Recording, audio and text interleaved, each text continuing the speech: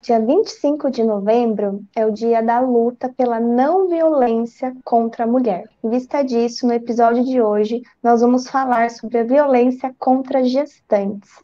Quais são os tipos de violência? Quais são os riscos para a saúde mental da mãe e do bebê meio a agressões? Nós vamos responder essas e outras perguntas.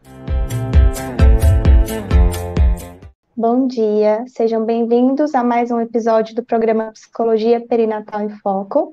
Eu sou Jéssica Castro. Eu sou Sara Stephanie. E eu, Rafael Schiavo. Como a Jéssica já falou, no episódio de hoje nós vamos falar sobre violência contra a mulher na gestação. Então chama todos os profissionais que você conhece aí para a gente ter mais informações para poder ajudar essas mulheres durante esse período. Vamos à primeira pergunta, Jéssica? Vamos lá. Rafa, quais são os tipos de violência? O que é considerado violência contra a mulher? São vários os tipos, né? Inclusive, algumas mulheres até acham que não sofreram violência, mas qualquer desconforto que gere para a mulher que ela se sinta desrespeitada é um tipo de violência, tá? Então, a gente tem violência verbal, violência física, violência sexual, violência psicológica, tá? Então, são formas aí de violência. Porque às vezes as mulheres falam assim, mas ele só tá me xingando, né? Não é só xingando, isso é violência, tá? Mas ele não me bateu, porque algumas mulheres, né, às vezes são casadas, né? Mas ele não me bateu, eu fui obrigada a fazer sexo com ele, mas eu sou mulher dele, né? Eu sou casada. É violência, sim, é violência sexual, se ela está se sentindo obrigada. Então, quando uma mulher ela se sente desrespeitada, violada, é um tipo de violência. Certo. Ô, Rafa, quais são os riscos para essa díade, para a mãe e para o bebê, desses tipos de violência? Olha, falando aí de violência contra a mulher na gestação, faltou a gente falar de violência obstétrica também, tá? Então, a gente falou de violência física, verbal e tal. Mas aí vem essa sua outra pergunta, né? De quais são os prejuízos para o bebê ou para a relação mãe-bebê? Qual que foi a pergunta? Quais são os riscos? Quais são Tanto os para a riscos? mãe quanto para o bebê. Isso, para a díade. Tá, para a díade. Bom, os riscos para a mulher é de problemas de saúde emocional, tá? Então, a gente já tem estudos que mostram aí que a gente, quando tem uma população de mulheres que sofrem qualquer tipo de violência física, verbal, sexual, moral, essas mulheres, elas têm maior chance de vir a apresentar ansiedade, estresse e depressão, tá? Ou outros transtornos mentais também. Então, uma mulher que passa por violência, ela tem maiores chances de apresentar transtornos mentais, transtornos do humor e alterações emocionais significativas. Quando isso acontece no período de gestação, essas alterações emocionais, elas podem trazer como consequência também um nascimento prematuro, um nascimento baixo peso, por exemplo, complicações obstétricas, a criança pode, de repente, fazer cocô no líquido amniótico, a gente chama de mecônio, né? Então, ter presença de mecônio. E outras intercorrências aí, uma pré-eclâmpsia, né? Coisas assim podem acontecer durante este período. E maiores chances para apresentar, então, uma depressão pós-parto, porque mulheres que sofrem violência, elas também tendem, no pós-parto, estar apresentando algum tipo de transtorno mental ou alteração emocional significativa. Para esse bebê, as consequências são que, quando a sua mãe está apresentando essas alterações emocionais significativas ou transtornos mentais, tem relação tanto de hormônios, né, acontecendo aí, então, o cortisol presente na corrente sanguínea que vai para esse bebê, tá? Então, essa criança, ela já começa aí a receber uma carga de cortisol que ela não estava preparada para receber, tá? Existem, inclusive, algumas técnicas aí que são realizadas dentro da psicologia, como, por exemplo, hipnose de regressão, e outras técnicas, assim, semelhantes, né, em que há, de fato, né, uma técnica de regressão, que, inclusive, psicanálise, né? Então, assim, essas técnicas, quando realizadas com pessoas adultas, revelam traumas que fetos passaram pela sua mãe ser violentada, tá? Então, a violência que a mulher sofre não é uma violência que fica só no corpo e no psicológico daquela mulher, mas pode refletir também como uma experiência negativa para o próprio feto, tá? Em questões hormonais e em questões que ele não consegue colocar em palavras o fato, né? Só quando ele está passando por alguma técnica dessas mais, vou chamar aqui, né, de técnicas complementares, né? Que vão existir aí alguns terapeutas aptos, né, para poder realizar. No nascimento, esse bebê, né, ele tem consequências ao nascer prematuro também, porque ele sim pode nascer prematuro, pode nascer baixo peso. Consequências também de um pós-parto com uma mãe, né, que apresenta aí algum transtorno mental, que apresenta alguma alteração emocional significativa. Esse bebê sofre os prejuízos da vinculação mãe-bebê, que fica mais deficitária. Se o ambiente que essa mulher, né, vive nesse pós-parto é um ambiente ainda muito agressor, né? Seja ele de agressão física, psicológica, verbal, sexual, mas se esse bebê ele continua nesse contexto, né, de agressão, isso também vai afetar o seu desenvolvimento, o seu entendimento sobre as pessoas, porque se ele vive num ambiente seguro, ele tende a ter um desenvolvimento mais saudável mental, ele tende a construir um apego seguro com suas figuras parentais. Mas se esse ambiente que esse bebê vive é um ambiente inseguro, com gritos, tumulto, a criança ela começa a se sentir incerta, muitas vezes desprotegida, né?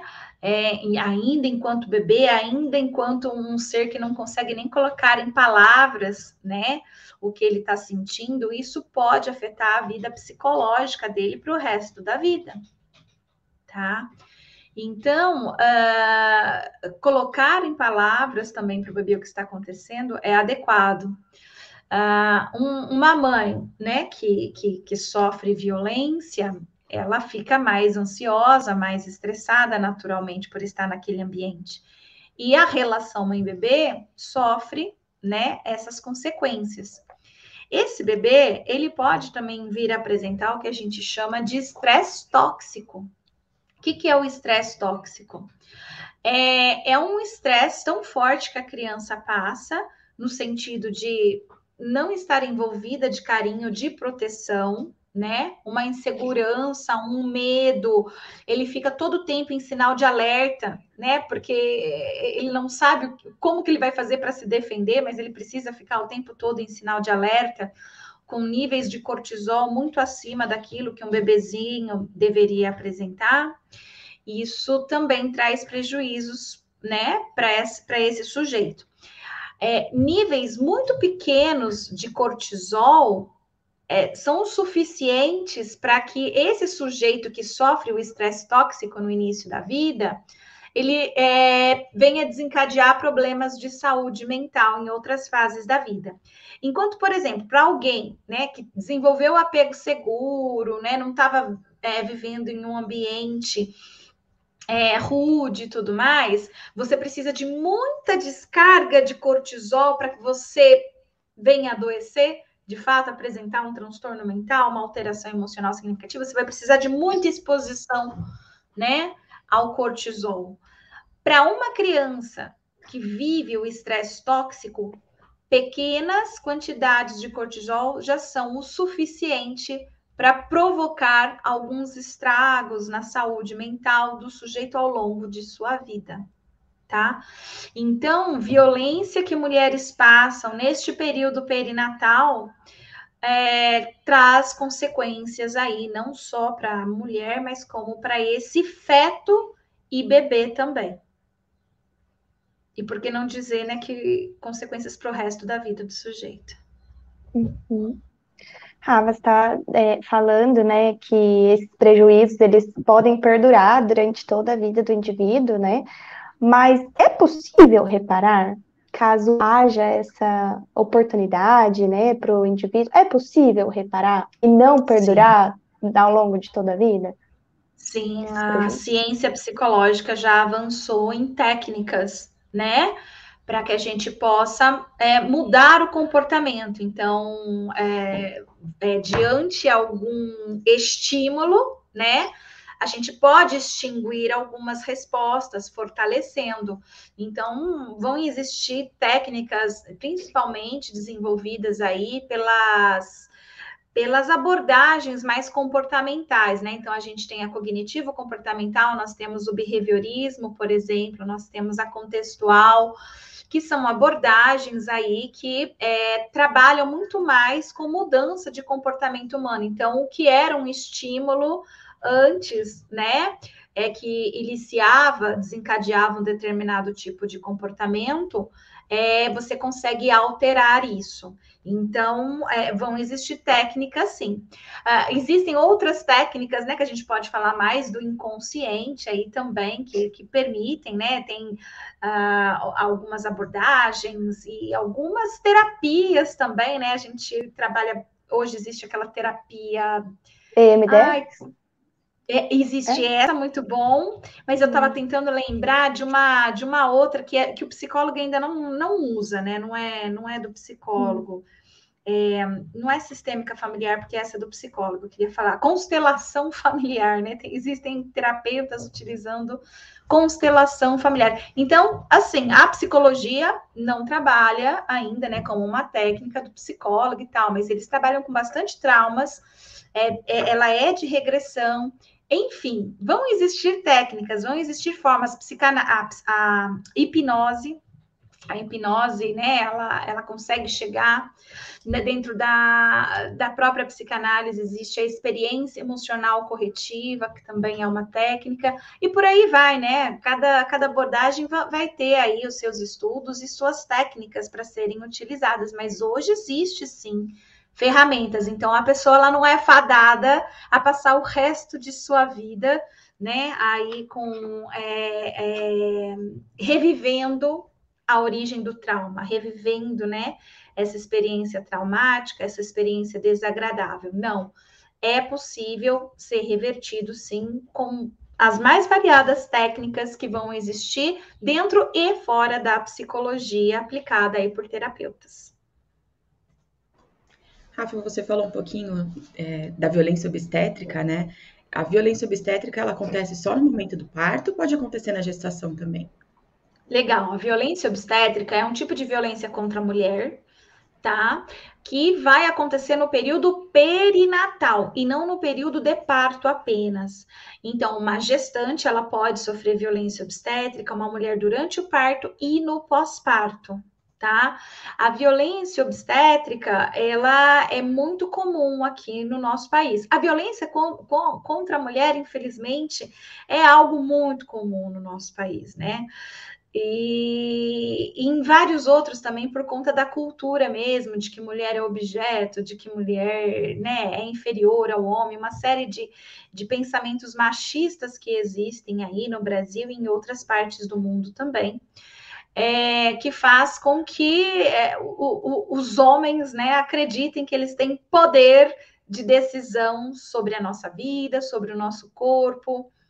E na categoria, né, obstétrica, né, digamos assim, de gestação, parto e pós-parto, nós temos também, infelizmente, essa cultura machista impregnada lá, não só nos homens, como também nas mulheres, infelizmente.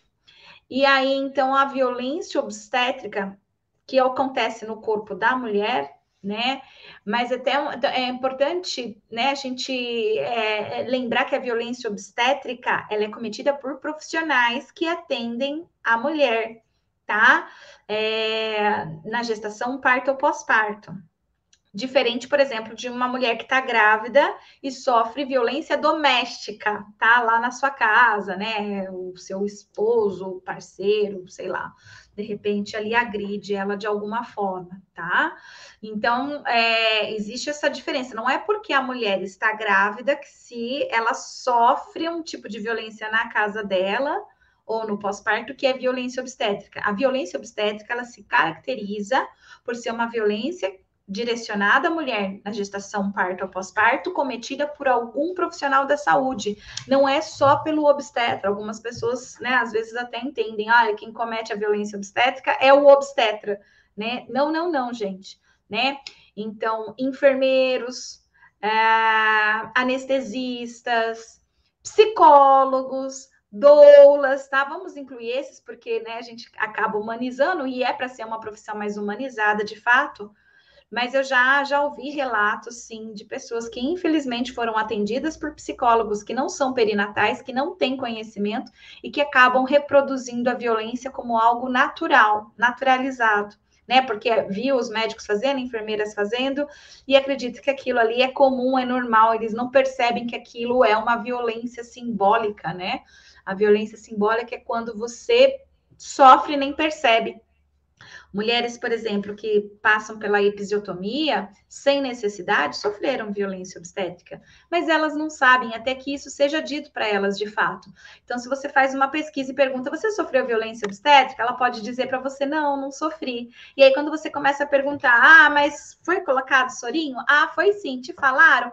Não falaram, não, só colocaram. Tá. E foi feito o pique? Foi feito sim. Mas te pediram permissão? Teve alguma.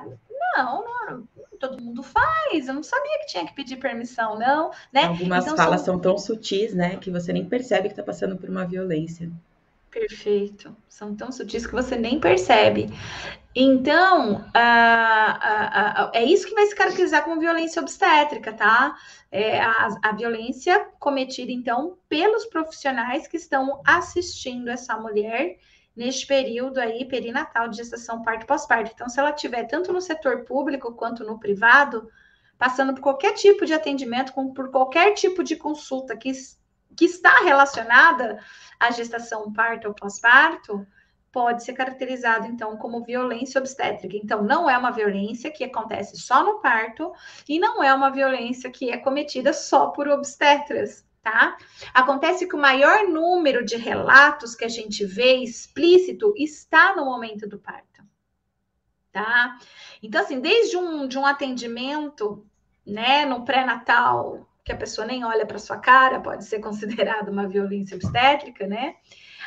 Mas assim, durante o parto, como é muito corpo, né, da mulher, muita exposição, muitas coisas, então assim, fica mais evidente que a mulher sofreu a violência. Aquela mulher que tem que ficar nua na frente de muitas pessoas, aquela mulher que as pessoas querem fazer o toque, né? Já foi feita uma pesquisa que mais de 8 profissionais passam sem se apresentar, sem falar nada, mas vão lá e fazem o exame do toque, sabe? Então, muitas mulheres passam por mais de 8 profissionais, né, fazendo o toque no seu corpo. Então, isso pode, né, trazer lembranças, né, principalmente para aquelas mulheres que já vivenciaram estupro, né, que já passaram por uma violência sexual. Então, é muito comum que elas façam essa associação, inclusive, né, do exame do toque com uma vivência de violência sexual sofrida anteriormente. Mas aquelas falas, né, não grita, porque senão eu vou te fazer sofrer, na hora de fazer estava gostoso, agora, né, aguenta. Então, frases como essas, comportamentos totalmente desrespeitosos ali acontecem nessa hora do parto, né? Acontece com muito maior frequência. Por isso que acaba muitas vezes sendo associado ao parto, porque é quando a gente vê as cicatrizes, né, que ficam, inclusive, das episiotomias, né, que fica a marca no corpo, de fato, né, sem a necessidade. Rafa, como é que o psicólogo perinatal pode trabalhar com a gestante caso ela traga para a clínica uma demanda de violência?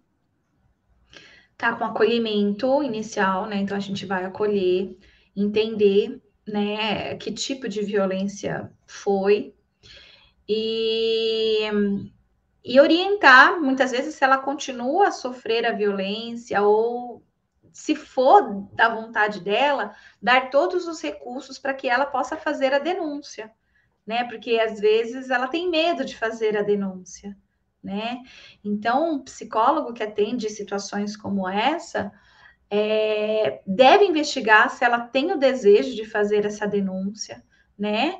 E orientar, passar as informações, quais números ligar, quem procurar, para que a denúncia possa ser feita, né? E que justiça possa, né, vir daí, né, desse respeito. Mas aí nós vamos trabalhar também com todas as consequências, né, psicológicas que de fato ficam. Então, tem mulheres que vão apresentar depressão pós-parto, nós vamos precisar lidar com essa depressão pós-parto, trabalhar com ela e tirar essa mulher de uma depressão pós-parto. Muitas vezes essa mulher ela vai desenvolver transtorno de estresse pós-traumático e nós vamos precisar trabalhar com transtorno de estresse pós-traumático. Muitas vezes essa mulher ela pode começar a vir a desenvolver um transtorno chamado tocofobia, que é um medo irracional de gestação e parto. Mas se a gente trabalhar direitinho desde o começo, é possível que a tocofobia não permaneça, não se cronifique, né? Ficando aí de fato como um transtorno mental para essa mulher. Então, nós precisamos avaliar cada caso e vamos trabalhar com empatia, respeito e técnicas.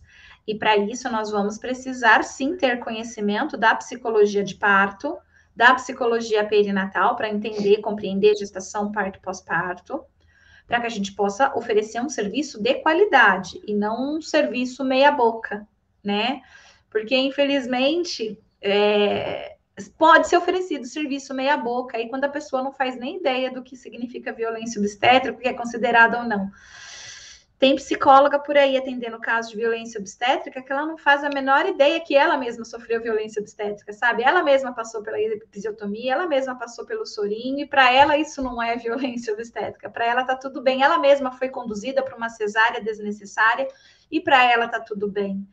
Então, quando essa pessoa ela tem deficiência desse tipo de conhecimento, fica um pouco difícil dela poder, de fato, entender e compreender, né, como ajudar aquela mulher, né, baseado em conhecimento sobre o que é e o que não é uma violência obstétrica, por exemplo. Quando ela mesma sofreu e ela mesma nem sabe, não faz nem ideia. Então, o tal do julgamento também pode acontecer aí.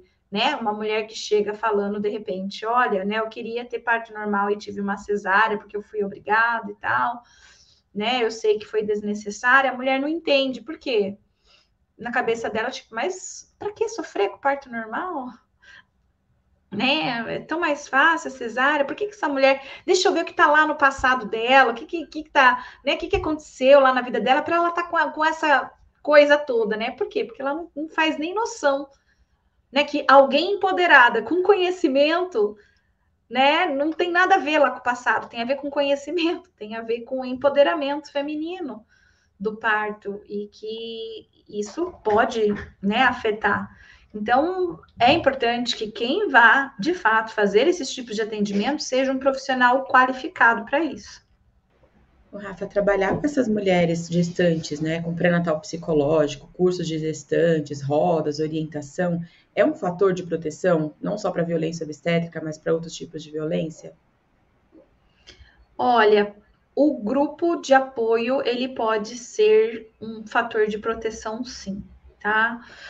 Porque no grupo de apoio, você não se sente sozinha, você se sente amparada, você se sente pertencente a um grupo que te fortalece, que te ajuda a dizer não, né? A dar alguns bastas. Uma violência obstétrica, né? Obstétrica, como você está perguntando aí, também. por conta da orientação que se recebe ali, a mulher ela já vai percebendo no atendimento dos profissionais da saúde que ela buscou, se eles são, né, mais humanizados ou não. Então, se ela percebe que eles têm um comportamento mais humanizado, tende a diminuir as chances dela sofrer uma violência obstétrica. Então, ela continua com aquela turma.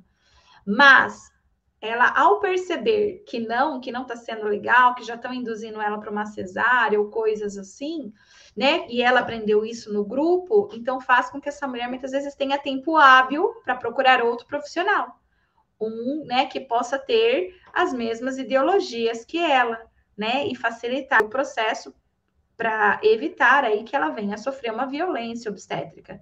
Então, sim, os grupos eles podem servir como fator de proteção para isso, porque os grupos eles vão oferecer informação, orientação, tá? E a mulher num grupo ela se sente mais forte também, mais protegida, com mais coragem, né, de tomar alguns tipos de decisão. E como que a rede de apoio pode ajudar essa gestante que está passando ali por violências?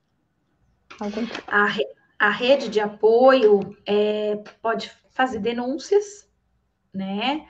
E pode estar orientando essa mulher também a procurar ajuda, né? Então, primeiro de tudo é apoiar essa mulher para que ela própria faça a denúncia, né? Que eu não precise me fazer. Mas se eu percebo que aquela mulher está tão frágil, tão debilitada, que ela não consegue, né? Eu posso, nesse caso, fazer a denúncia. Mas a rede de apoio, ela está ali para apoiar, para auxiliar, né? Tá dizendo, olha, eu estou com você, você não está sozinha, né? Vamos tentar sair dessa situação. Vamos, né, ver o que é possível, o que a gente tem, né, em mãos para que a gente possa se livrar, né, desse tipo de violência que você vem sofrendo, seja violência em casa, doméstica, por exemplo, ou uma violência obstétrica, né, dentro do serviço de saúde. Então, a rede de apoio consegue e também orientar, né, nas questões, olha, estou vendo que você está precisando de um acompanhamento de um profissional mais qualificado da saúde mental também, né? Vamos tentar encontrar um psicólogo perinatal para você, sabe? Coisas assim. Então, é dessa forma que a rede de apoio pode auxiliar, fortalecendo para que essa mulher ela tenha condições de dar o basta. Uma mulher grávida, vamos supor que ela sofra violência física, verbal, psicológica dentro de sua casa. Muitas vezes ela não quer sair da casa dela porque ela não tem para onde ir, ela não sabe para onde ela vai. Uma rede de apoio que diga para ela, não, você pode ficar na minha casa pelo tempo que for, isso é uma rede de apoio. Já é um start para que essa mulher pense, né? Então, debaixo da ponte eu não vou morar, na rua eu não vou, né? Eu consigo, eu tenho esse espaço. Então, é importante que a gente possa oferecer. Infelizmente, não é todo o espaço que a gente vai conseguir isso, né? Mas, naqueles que é possível, já é uma forma de ajuda também. Então, Rafa, você falou um pouco aí das consequências psicológicas, né, decorrente dessas violências. Todas essas consequências pode trazer, por exemplo, nascimento baixo peso, prematuro, pode evoluir esses problemas para o parto? Pode sim. Então, uma mulher que sofre violência doméstica, durante a gestação tende a cair um pouquinho, tá? Dificilmente a mulher vai passar a sofrer violência durante a gestação e antes da gestação não sofria. É mais provável que essa mulher ela já passava por violência antes da gestação, então continua durante gestação e pós-parto. Essa violência que essa mulher passa, então, durante a gestação, aumenta as chances dela vir apresentar os transtornos mentais, problemas de saúde emocional aí, que vai afetar, então, o curso da sua gestação. Ela pode apresentar uma gestação de risco, problemas de saúde, né? Uma pressão alta, por exemplo, um nascimento prematuro, um nascimento baixo peso, podem acontecer em decorrência, né, do forte estresse que é ter que viver em um ambiente violento, um ambiente né, com o agressor praticamente todos os dias, em que você se sente insegura, em que você se sente impotente, com medo, tá? Então, você fica sempre em estado de alerta, e esse ficar sempre em estado de alerta é liberar cortisol na corrente sanguínea a todo tempo, de forma crônica. E isso, sim, afeta o desenvolvimento tanto do feto, quanto o curso do parto, tá? E pós-parto. Rafa, e você falou sobre denúncias, né? Como e onde fazer essas denúncias, né? Caso a mulher passe ali por uma situação de violência. Certo. Ó, existe a central de atendimento à mulher, tá? Tanto para violência obstétrica, quanto para violência doméstica, sexual. Então, o número é 180 para fazer as denúncias, tá? Então, existe esse número de telefone que você pode estar ligando e pedir ajuda. Então, nós vamos encerrando por aqui. Eu queria aproveitar para convidar vocês para participar do nosso canal no Telegram, que é Profissionais em Ação, materonline.com.br/telegram/, tá? E para convidar vocês também para participar do nosso canal no Spotify, que tem vários conteúdos, vários podcasts que a Rafa posta sempre. É só procurar lá como materonline.com.br/podcast. E na semana que vem, nós vamos nos aprofundar um pouco mais no tema violência obstétrica e falar sobre as consequências, as possíveis consequências no pós-parto, caso a gestante, a parturiente passe, né, por esse tipo de violência. A gente aguarda vocês na semana que vem, na terça-feira, às 10 horas da manhã. Tchau, tchau.